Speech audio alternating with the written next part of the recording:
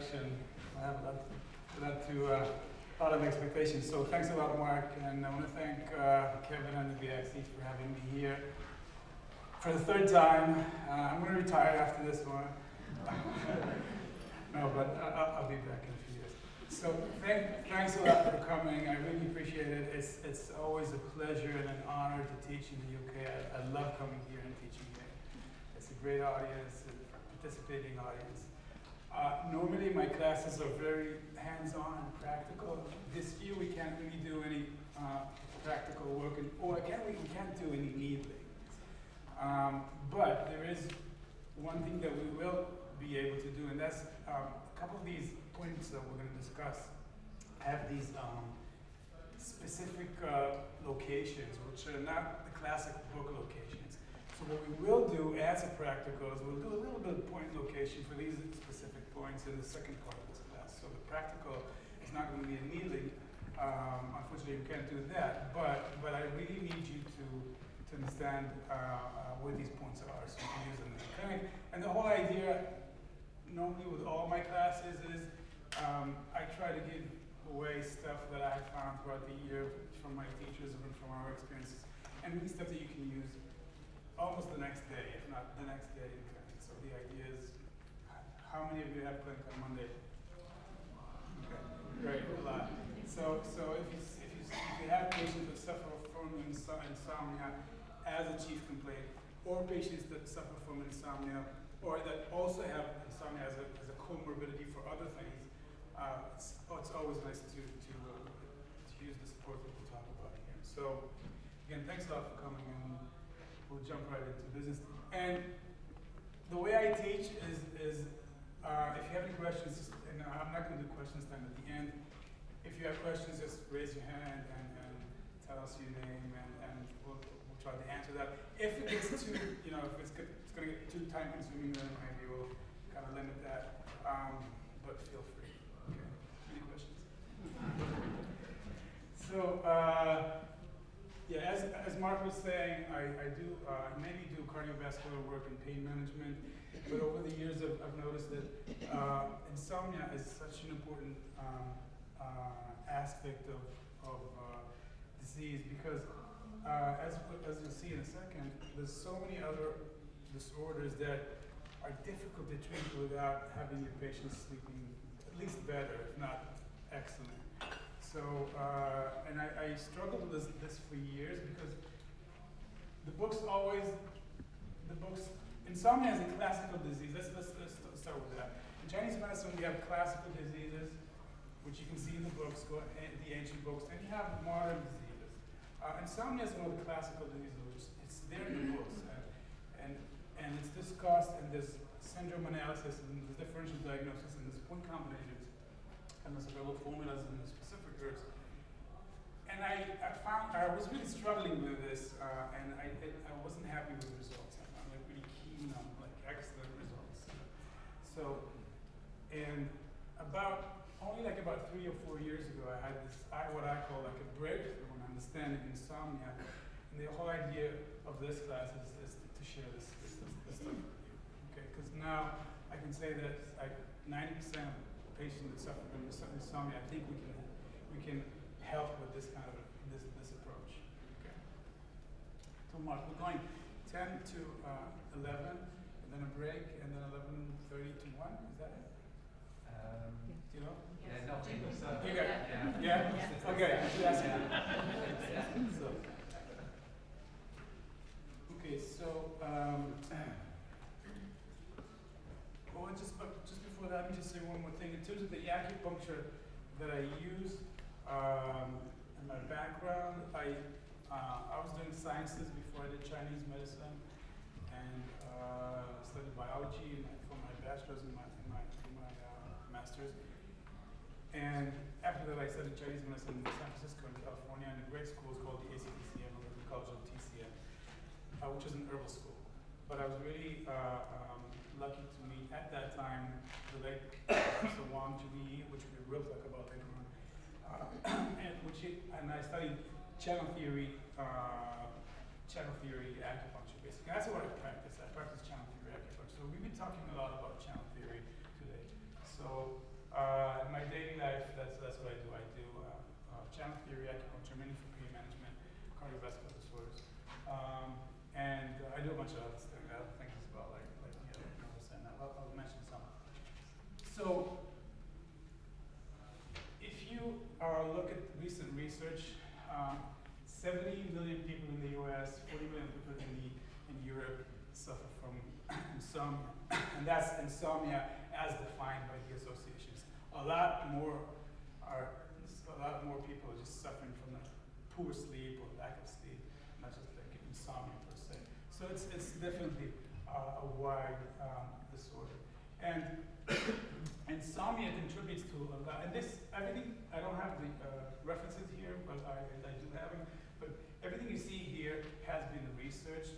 The relation between lack of sleep or poor sleep and any of these disorders has been stated in the scientific research. So if you're not sleeping enough, or if you're sleeping poorly, you are more at risk of developing high blood pressure. I think those of you that have patients that have blood pressure, or even have experienced high blood pressure, know that intuitively that if you spend like even one night of 3 hours sleep rather than a whole night's sleep, the next day your blood pressure will be high. You can try that. I mean, don't try it. I mean, but it's well known. But so when we don't sleep, our metabolism is not as tuned as it should be. So it's very, very difficult, for instance, to lose weight if you're not sleeping enough, because the body goes into a stress response, which is to hold on and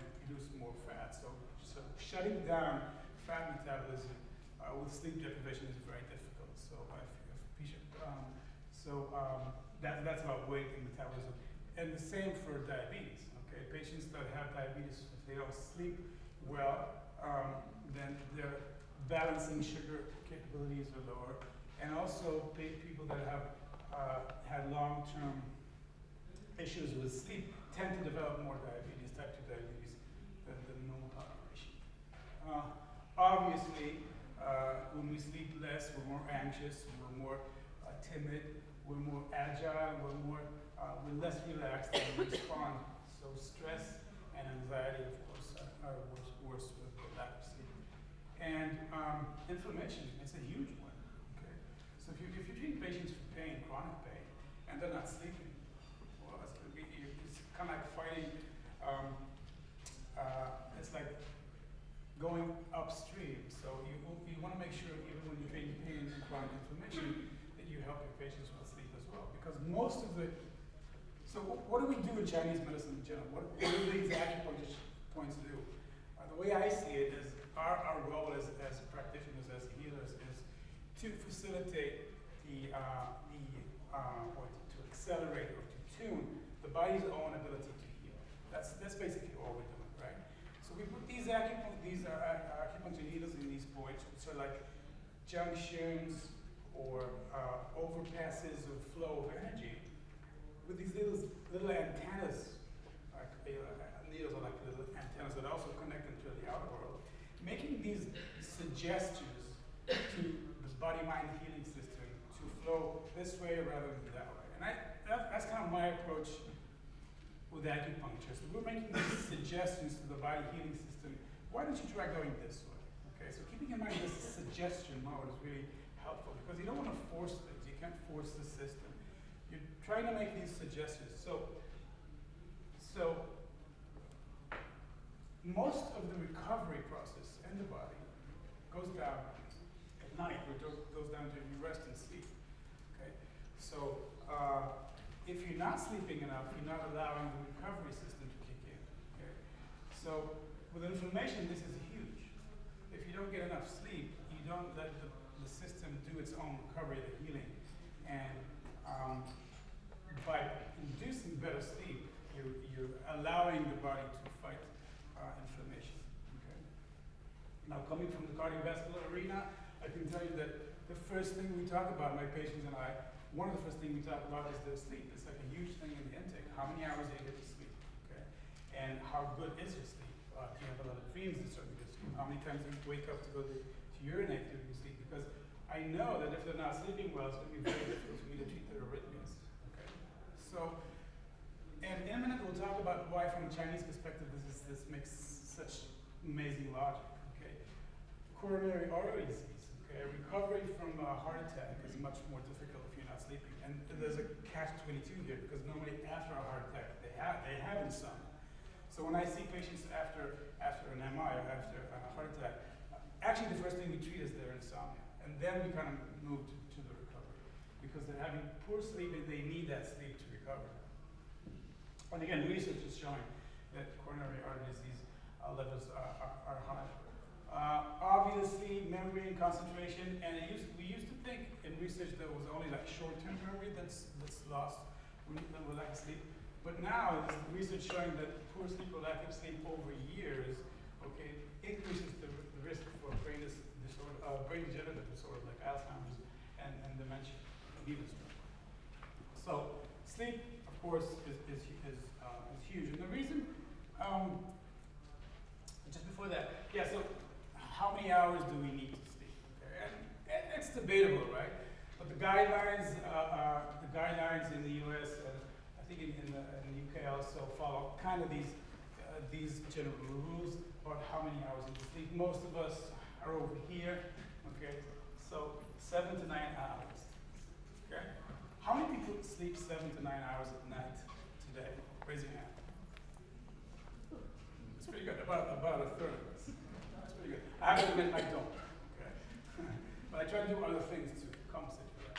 So most of us are sleep deprived. 7 to 9 hours. So when you speak, when I talk to my patients, I have to bring things to reality. I say at least 6.5 hours of sleep is what you need to get. And if you do 6.5 hours, and if you're into meditation, yoga, qigong, tai chi, if you do that in a half hour, or 6 hours of sleep and half an hour of something else, which is also recovery. So kind of those are kind of like the minimum for what we need.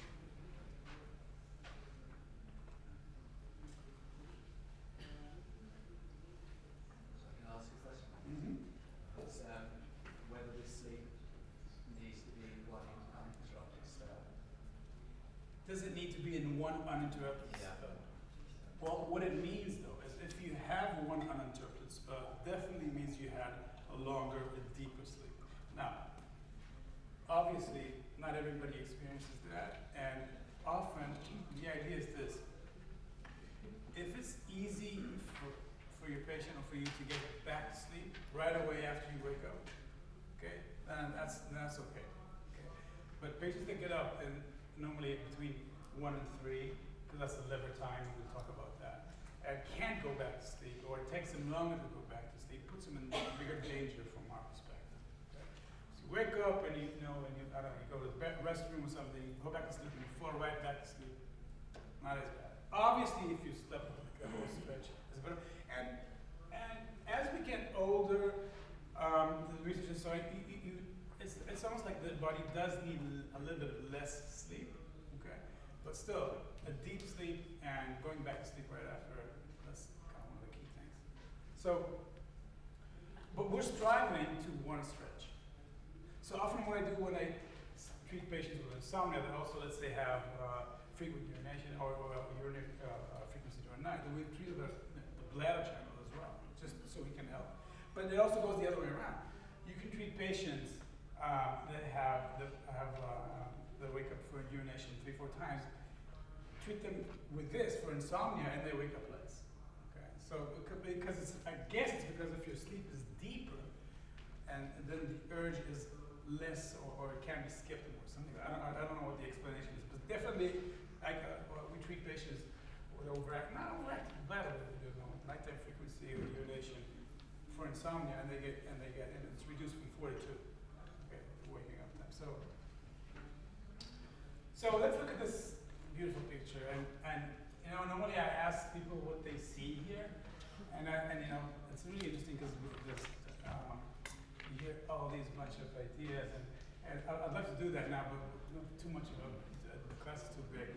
But I'll tell you what I see here is potential for creation from a Chinese medicine perspective. And I'm going to take it back to the philosophy that everything that we do is based on, and that's the Tao philosophy. Okay, so we have the Book of Tao, Book of Tao, okay, presumably written or compiled by a Lao Tzu. Okay. And Lao Tzu talks about how in the beginning of things we had disorder. The word wasn't chaos in Chinese, it's more like disorder, which started separating into order by the initial separation to yang and yin. And this initial separation to yang and yin is the initial separation of heaven and earth. So when we look at this picture, basically we're seeing heaven and we're seeing earth, but we're also seeing what is called man, which is living nature, and the three triads, okay? Heaven, earth, and man. Man representing living nature, which starts with grass. So when we look at the sky, and we have rain falling from the sky to the soil of the earth, and we have grass growing, and this grass growing and the trees and everything allows for the creation of all living nature, right? Or where we stand as man. And this cycle is repeated, okay? Water from the oceans go back to the clouds. From a Taoist perspective, one of the reasons that we're here, one of the reasons, three main reasons, is to help the facilitation of flow of earth chi back to heaven chi. And if we'll have time, we'll talk about that. But this is an ongoing cycle, and this is an ongoing cycle of potential, okay? Because we have the potential or the duality of yin and yang as a potential for things to arise. Because you have these two oppositioning poles, the heaven on top and the earth below, these two oppositioning poles of potential actually allow the creation of everything. So it's also nice to keep in mind this fundamental aspect of creation and also continuity. So this triad of heaven, man, and earth is the key. I had a teacher in school. His name was Robert Jones, Dr. Robert Jones, and he used to say, always try to bring it as high as you can in terms of your diagnosis. Because Western medicine goes in and dissects and separates. It's more like an analysis system. It analyzes things in terms of inventing tools to analyze. Chinese medicine does kind of the opposite. It synthesizes a lot of information to get a big picture. So these things don't contradict, okay? So that's why Chinese medicine and Western medicine work together perfectly, because Western medicine is very good at looking at small things, Chinese medicine is very good at looking at big things, and we put these things together. That's when you get they go well, they go along very well. So you always want to keep in mind the big things, and big things are like yin and yang, heaven and earth, and man. And these are called the three treasures, right? So Lao Tzu tells us we have this initial separation of yin to yang, and from the two, the yin and yang, the heaven and earth, arose the three, heaven, man, and earth. And from here, from the three, the 10,000 things representing all phenomena of known or the universe, right? So if you don't have a book of Tao with you, get one. Get a good translation. Carry it with you all the time. Look at it every once in a while. It's where we come from the Chinese perspective. It's eager to go back there. So this triad of heaven, man, earth is the basis of creation, and this continuity allows this thing to keep on going, keep on rolling. This change of yin to yang. So for us to be happy beings, we need to consider our connection to the earth physically by KB1 and to the heaven physically by GB20. And constantly remember that we're just these funnels or tunnels of energy that are actually funneling this circular motion of heaven to earth chi. Okay? And this is more than, those of you that practice energy work, that do Qigong or Tai Chi, know that this is literally it. It's not just like a new age cliche. There's energy You can absorb energy from the earth with Qigong exercises. You can absorb energy from the heaven. You can disperse energy to other people, to man. So it's the real deal. It's more than just this modern idea of us connecting to the universe. So, going within these lines, in order for us to be active during the day, we must be able to rest during the night. And in fact, it goes the other way around. If you're couch potato all the time, it's going to be difficult for you to fall asleep. So if you're active during the day, okay, it's easier for you to fall asleep during nighttime. So summarizing all this up, yin and yang is a basic philosophy, a basic code of the universe. It's a language that describes the phenomena of the universe, but also the inner universe, our bodies. Heaven and earth, yin and yang, have this duality, and this duality allows the two main aspects of life. On the one is the potential of creation, the oppositioning poles of energy. Just like in a battery, you have a plus and a minus, which is two oppositioning poles, which at this stage just possess the potential for doing things, heaven and earth, okay? And the other thing is the facilitation of continuity. So activity and rest and oppositioning poles, this is the key basic, or the first key for good living. So, breaking it further down, or looking at this, the analogy of yin and yang. So we have this yin and yang, which is the first separation. Okay? Yin and yang also represent fire and water in terms of the elements. We have the fire, water represent the activity, the water element representing nourishment, and fire and water balance each other. Because water checks fire, but it doesn't overheat and overflame. And fire warms water so it doesn't stagnate, so it kind of moves around in the body. Okay, that's the heart. So, we talked about heaven, man, and earth.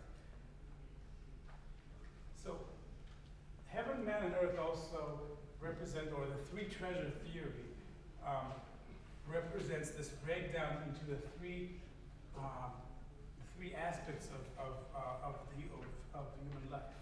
And that's matter, energy, and spirit. Okay, in Chinese medicine we call them the jing, or the body, or the essences, or the substantial, or the matter, the qi, the energy, and the emotions here. Okay, and the shen, the spirit. Okay, and shen in Chinese medicine represents a couple things.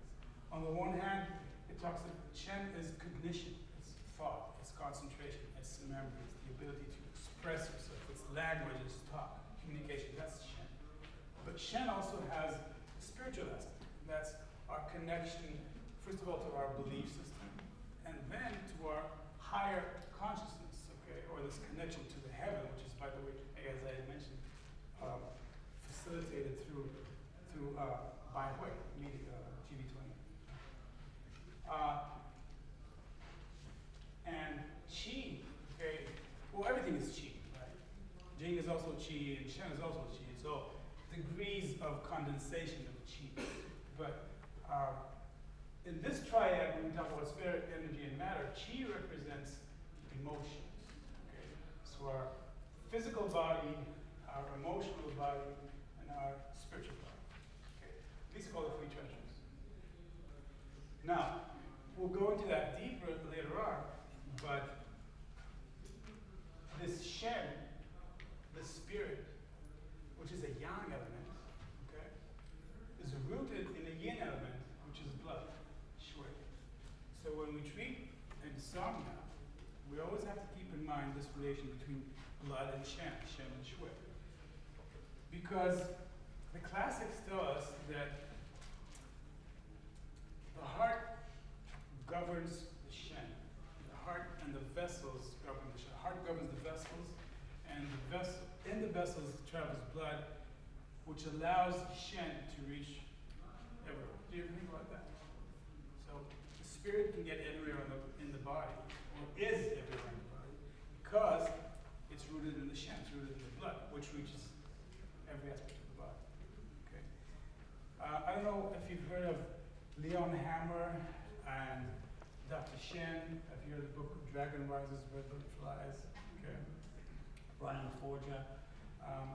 Dr. Shen was was a prominent herbalist in New York, and he used to treat any emotional disorder, especially emotional traumas, with blood-moving herbs. Blood-moving herbs. You have to move the spirit. The spirit is stuck in the body because it's been traumatized. So you need to allow the movement of the spirit, or regain movement of the spirit by using blood-moving herbs. So you used to use, those of you who know herbs, use Dan Shen a lot, salvia, and Chuan Xiong, and Mudambi, a lot of, and Yi Mu Cao, a lot of herbs that move. So he was using blood-moving herbs for trauma, for depression, for anxiety.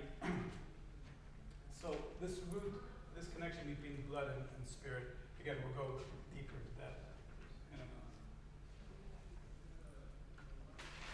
So this axis of fire and water is the axis of the heart and kidneys. Okay? Heart, fire element, kidney, water element. So already you're kind of beginning to see what I'm striving at, and that is, since the heart governs the shen, and the shen is the basis of calm shen, is the ability of, the basis of deep sleep is the ability of the spirit to reside at its dwelling place. The dwelling places of the spirit is the heart and vessels. So if the house isn't comfortable, okay, then it's difficult for the spirit to go back to the house and maintain sleep. So we need to work about getting the spirit back into the vessels, rooted in the shen, and we need to work on the fact that we don't have too much fire in the house that agitates the spirit and the heart. So we're working on the kidneys and the heart. We're working on fire and water, and we're working on blood and spirit to facilitate calmness for the spirit to enter back into the heart so you can get deep sleep. Okay, that's kind of the big picture.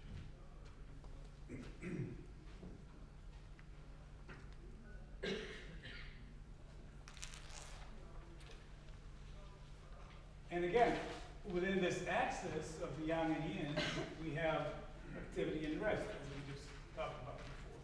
Okay. Rest will allow activity. Activity will allow better rest. How many of you run? Any runners here? Right. How do you sleep after you run? Better. Sleep better, right? Yeah, better sleep. So that's like from the field. There's research on that as well. Okay, when you exercise in the afternoon and now you sleep better.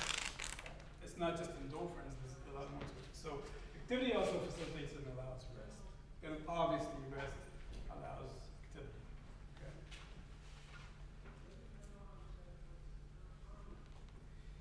And just like the heaven and earth, just like yin and yang, just like spirit, matter, and energy, these axes not only influence each other, but constantly are in this state of continuity. So there's a change, there's a constant change or the circular change in these aspects that allow this connection. It's not just these three states, it's this constant flux of energy, the same flux of energy that we've talked about from the heaven to the earth and from the earth back to the heaven. Okay?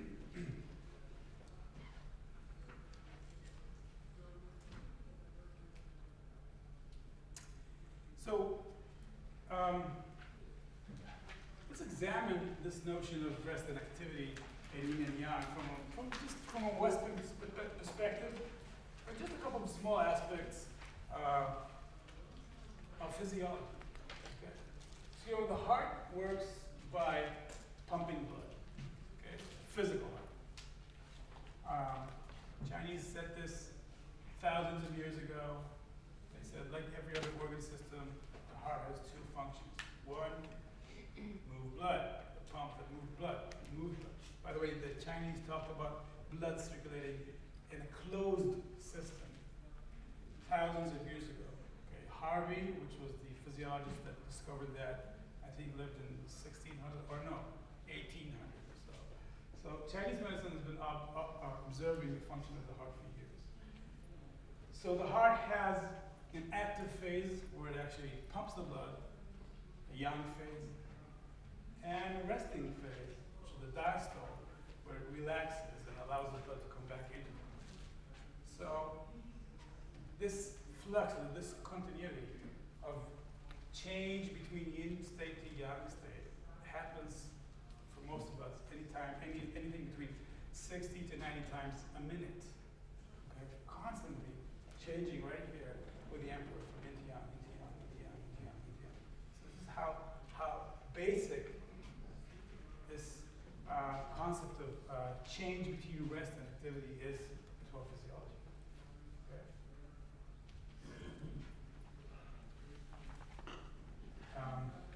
That's the cardiovascular system. And this is like in a very shallow discussion. We can go so much deeper into cardiology and yin yang, but let's talk about the nervous system for a minute. Okay? I don't know. Yeah, question? Would these slides be available to us after? You should. I sent them the handout. Yeah, so you should have. I thought you got them in advance. No, they don't send them in advance. So yeah, ask for them because I sent the handout. Okay.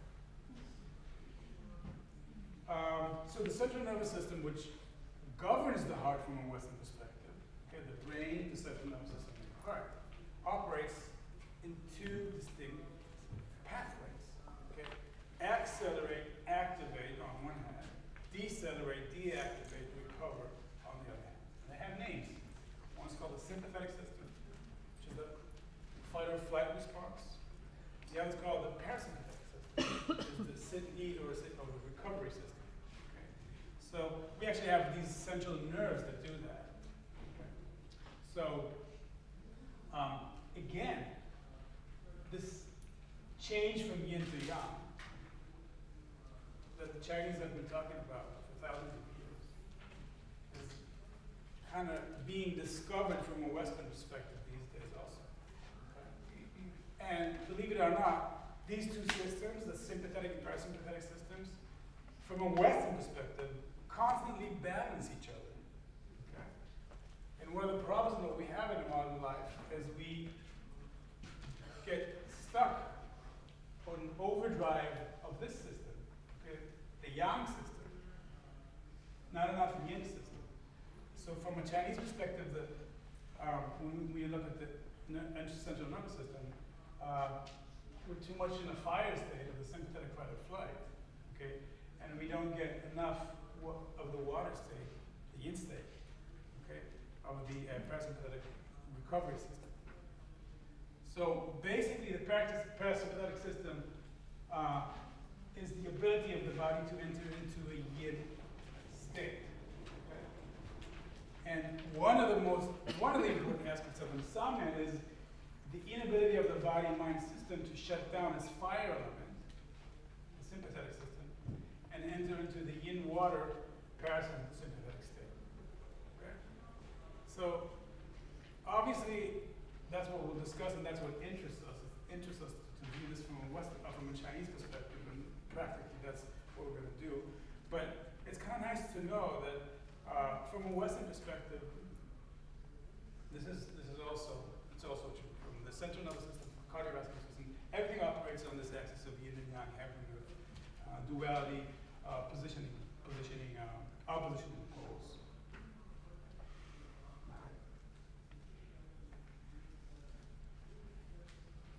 So in this class, we'll talk about, and it's about what we can do in the 2.5 hours that we have.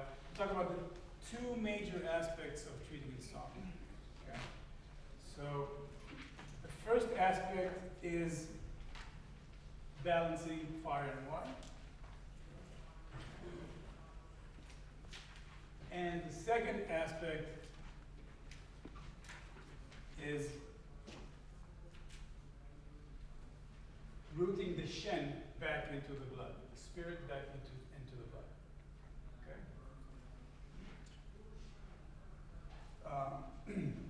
I always do that. I kind of tell my slides in advance. We covered this already, but just to re-emphasize this. So again, just like we mentioned before, we have the yin, shui, anchor, the yang, shen, active part.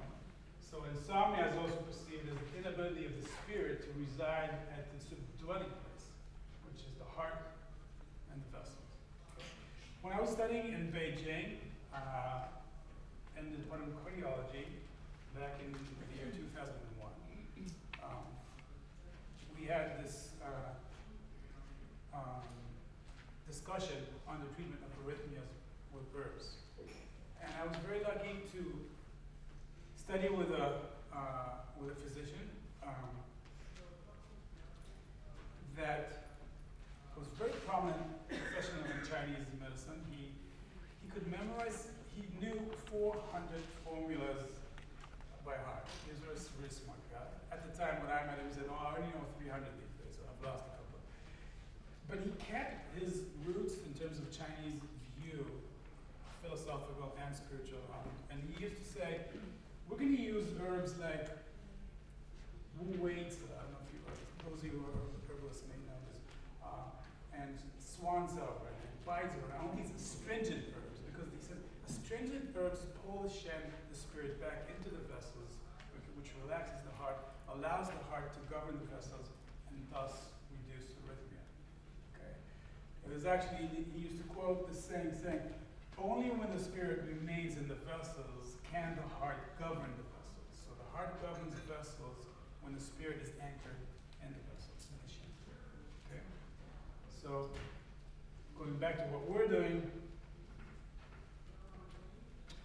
the second most important element of treating insomnia is balancing Shen and Shui, balancing the spirit and blood. So already you can kind of begin to think of, tonifying blood, nourishing blood, calming the spirit. Okay.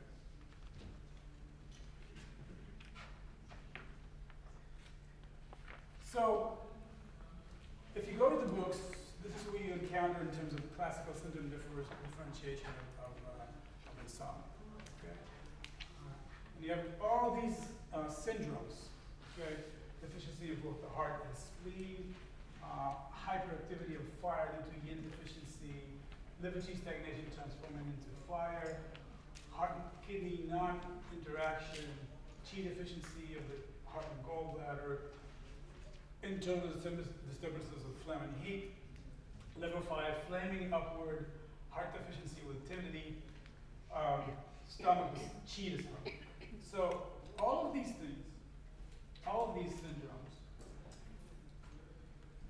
exist. It's not that they don't exist. But, are you familiar with the term ben and biao, root and branch? Okay?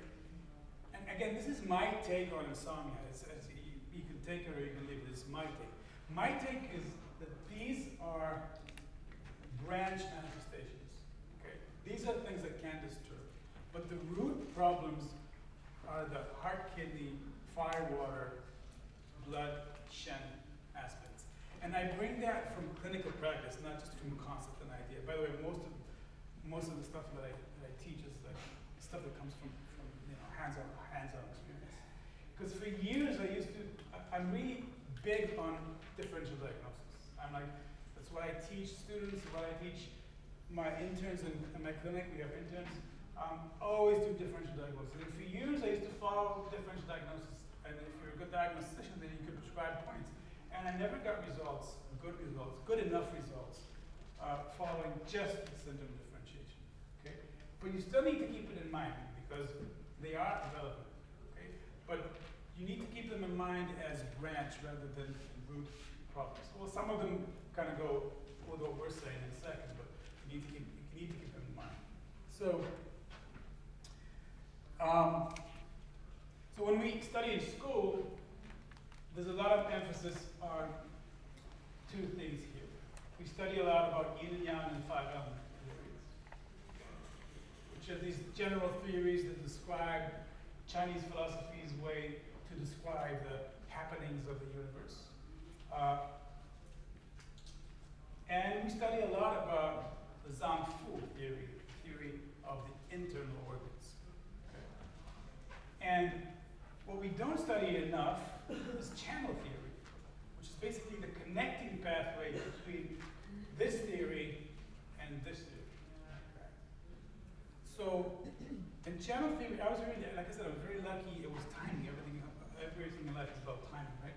So, I was really lucky that at that time, when I was in California, I could study a lot of Chinese channel theory, which is what I base my acupuncture on. But so, there's tons of reasons why we should practice channel theory-based acupuncture. There's a million reasons.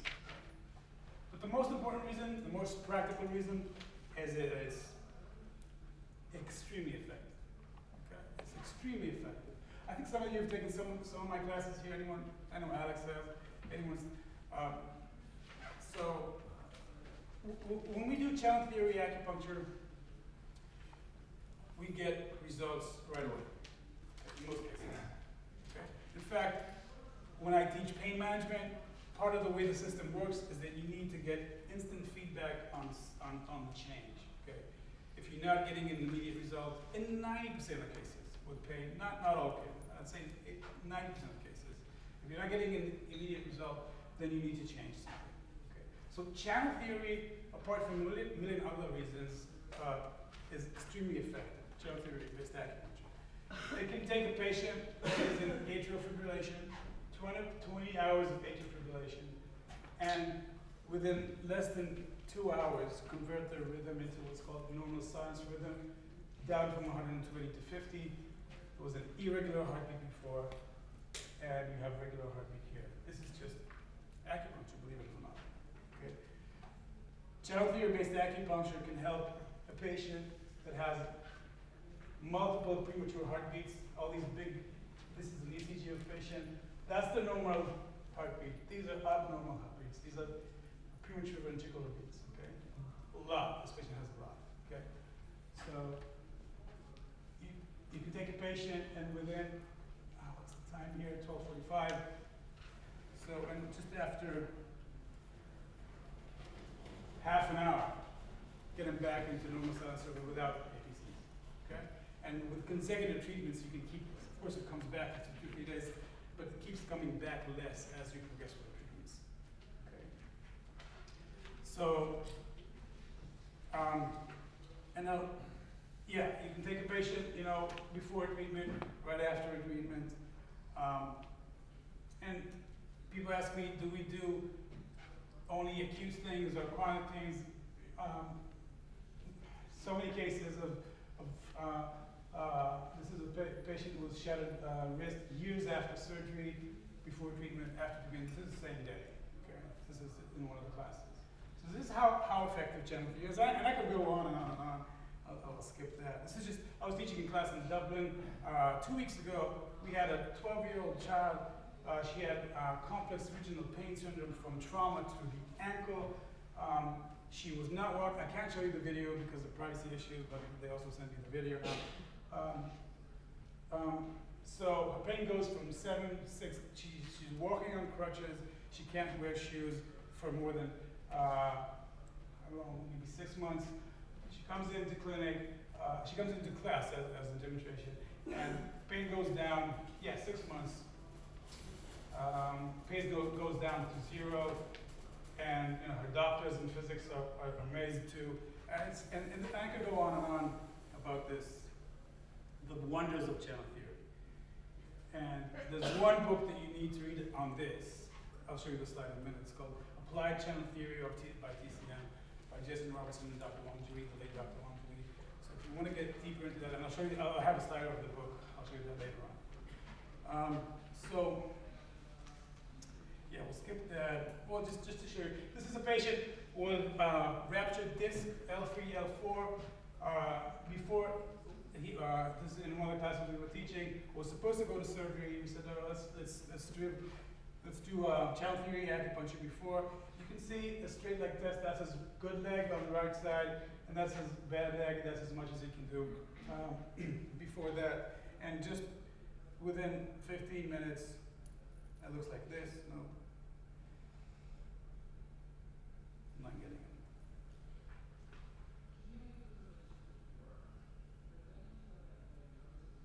No, I guess I'm not gonna get it.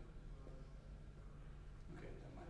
Anyway, so, and again, we've proved this in research. This is an emergency room clinical trial where we were showing that channel theory-based acupuncture reduces pain, double the effect of drugs compared to placebo and compared to no treatment in the ER or A&E, I think it's called here. Okay. Okay. So I'm going to skip this. Other things. If you want to come and study channel theory acupuncture, we've got the brochure. We're going to do a class in November. I want to talk about the Shaoyin system. Okay. So,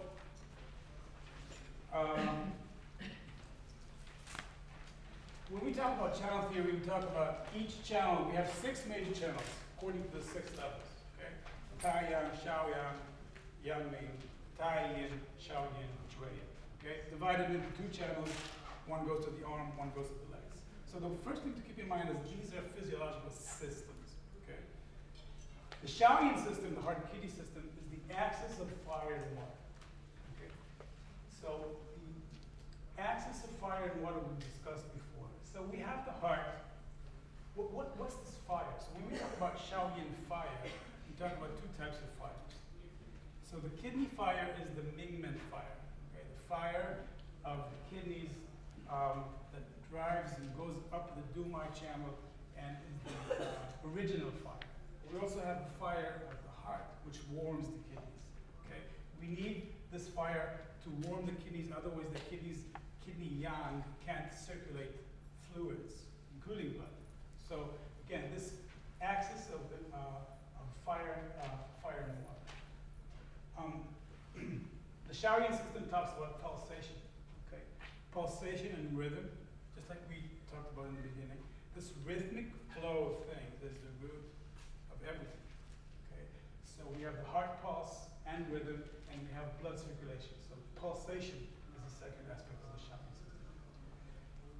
Nourishment is the next thing. Okay, the kidney yin, central yin, the reservoir of yin. Okay. The kidney yin, the yin balances all the fire. Okay, the root of all yin is the Shaoyin. Okay. The Shaoyin also encounters the spark of creation.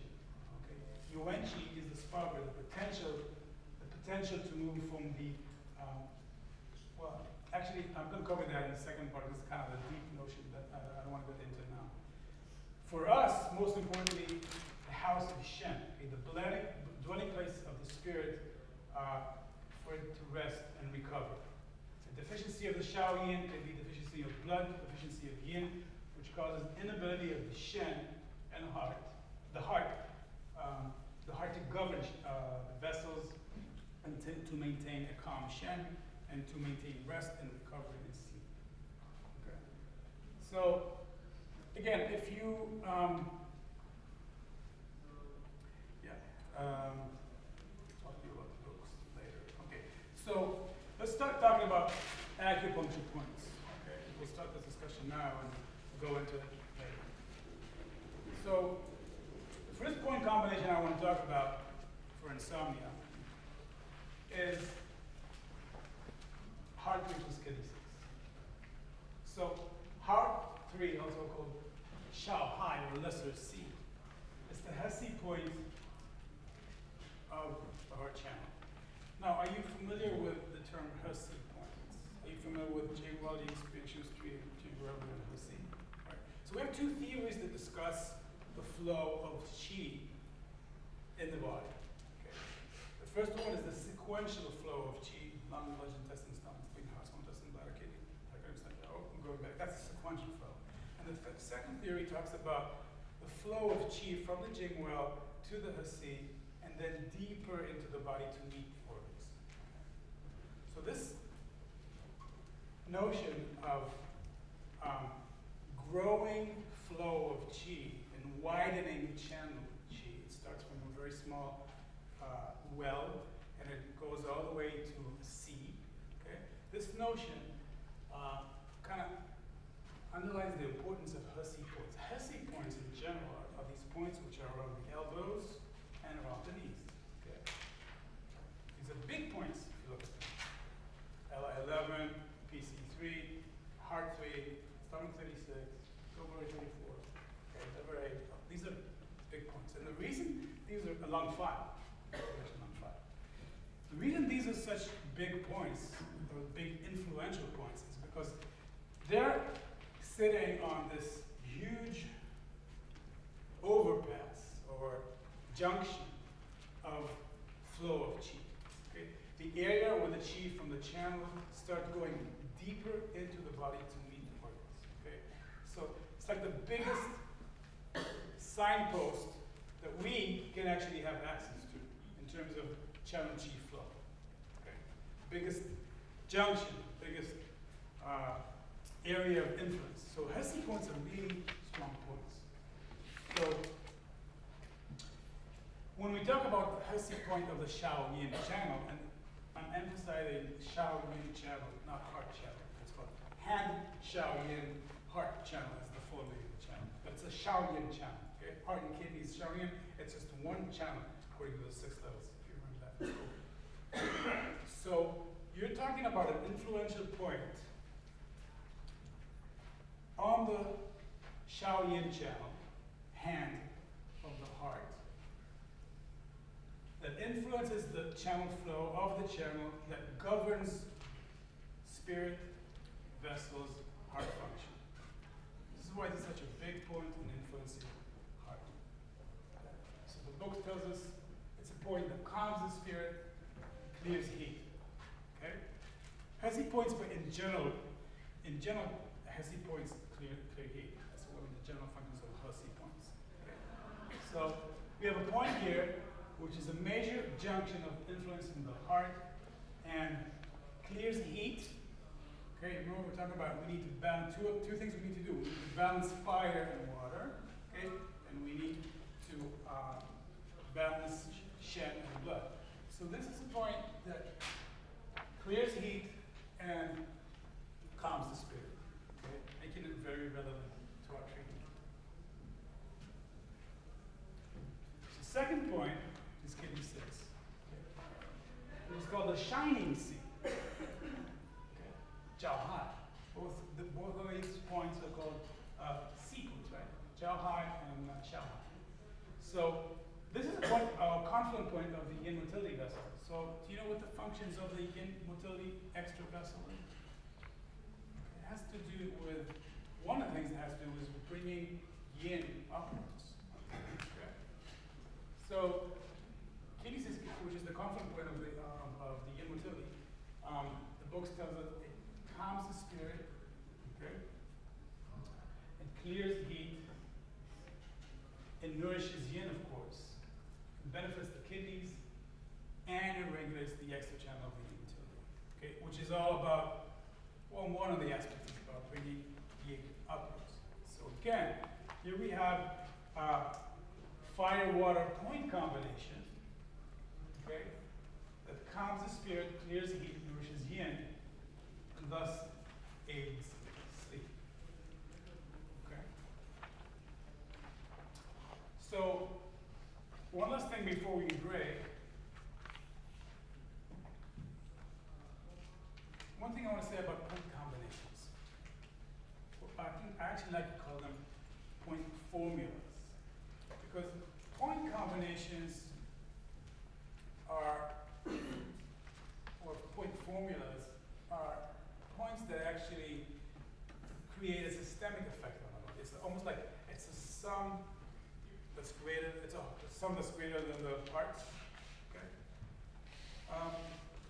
Just doing kidney 6 or just doing heart 3 it would never achieve what you can do when how to bring key six together. And if you can think in terms of your treatment and point combinations, okay, your effects in clinic will be much better. Because these points were like meant to work together. Okay? They work together best. And you're getting a systemic effect, you're getting an effect of a sum which is much, much, much greater than the sports. Okay? And we'll have time in the afternoon or in the second half to talk about a couple of these huge point combinations that have a systemic effect. So I think we'll, we need to break now, right? Do you use them bilateral? What's that? Do you use them bilateral? Yes. We're going to talk about everything. We have like the whole other section to talk about how we do that, how we do this. But yes, the answer is, the question is, do we use them bilaterally? The answer is yes, we do them bilaterally. Okay. So let's break and come back at